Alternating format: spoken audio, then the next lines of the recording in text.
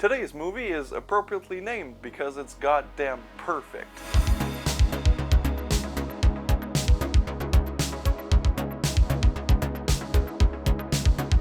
Today's spooky celluloid takes the back seat to instead be replaced by Spooky Weeb. We are indeed reviewing some gosh darn Japanese cartoons. And by that I mean Satoshi Kon's Perfect Blue. And this movie is amazing, is the only word I can think of. And this film is known for its disturbing nature. Is it that disturbing though? No. But is every minute of it worth watching? Absolutely. The film follows the character of Mima, an ex-pop idol who wants to change a career to be an actress. Now if you're unfamiliar with Japanese culture, pop idols are basically pop groups that are overproduced. Think of them as boy bands from the 90s. So the equivalent of NSYNC but with girls. And their band is named Cham, which personally the name kind of makes me chuckle because that was the name of my driving school as a teenager. And the only memories I have of that one was that my instructor was clearly on cocaine during the entire classes. Anyway, the film starts with Cham performing a song, and I have to say that it's quite the banger. And the song is cut up with footage of Mima just doing her daily chores. She picks up milk from the grocery store, and then we get a scene between another important character of the film, Rumi, and another man who both represent Mima for the talent agency.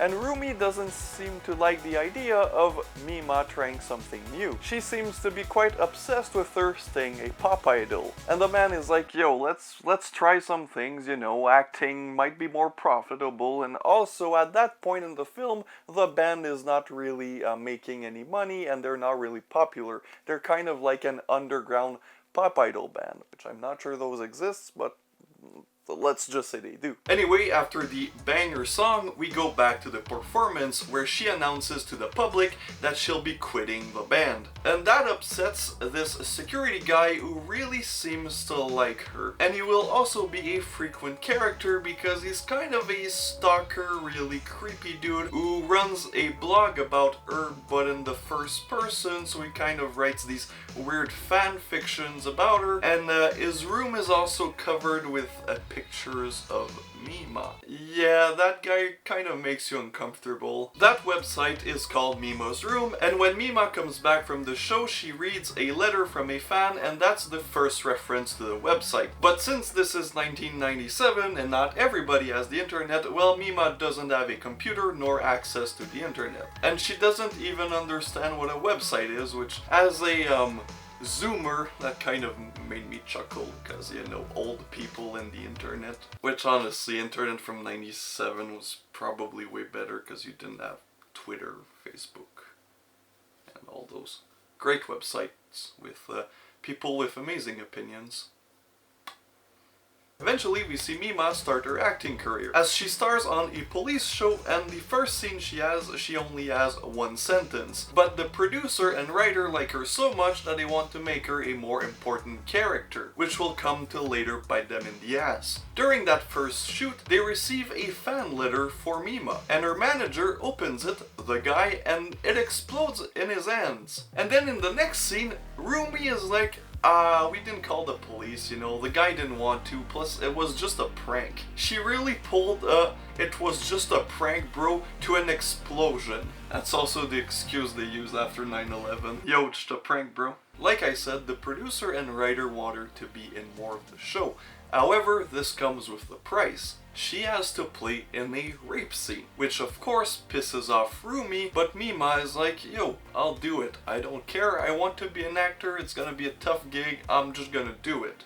And then after that scene, that's when the film takes a kind of twisted turn. Mima starts to hallucinate herself as a pop idol, and then her mental state dwindles down as things get more and more weird. For example, people around her, like the screenwriter of the series and a photographer who takes nudes of her, slowly start to get murdered one by one. And her life just goes down and it's getting weirder, and the TV show that she works on starts to mimic her real life dealings. After she shoots that scene, the stalker from the beginning, who's there throughout the film, suddenly gets, you know, creepier and creepier. And Mima is slowly catching up to what's happening around her.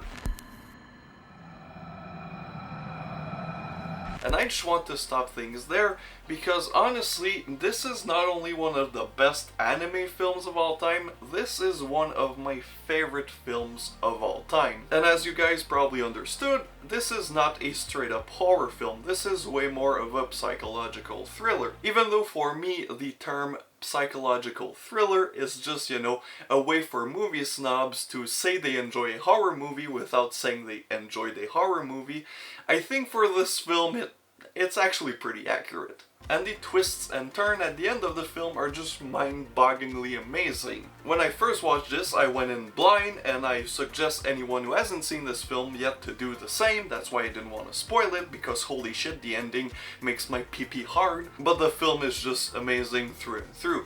The attention to detail is incredible. The design of her room matches her mental state. So the worse she's feeling, the worse the room is looking, and that's just one of the many amazing details from this film. And the animation compared to, you know, similar anime movies from that time is quite good. It's not perfect or amazing, but it's really good animation. It does the job for the style of the film, because honestly this film could have just been a regular movie. It didn't have to be an anime, but I do love the fact that it is, because you get really nice stylized visuals that couldn't be replicated in real life. However, it does not go crazy like what you think of when you think of anime.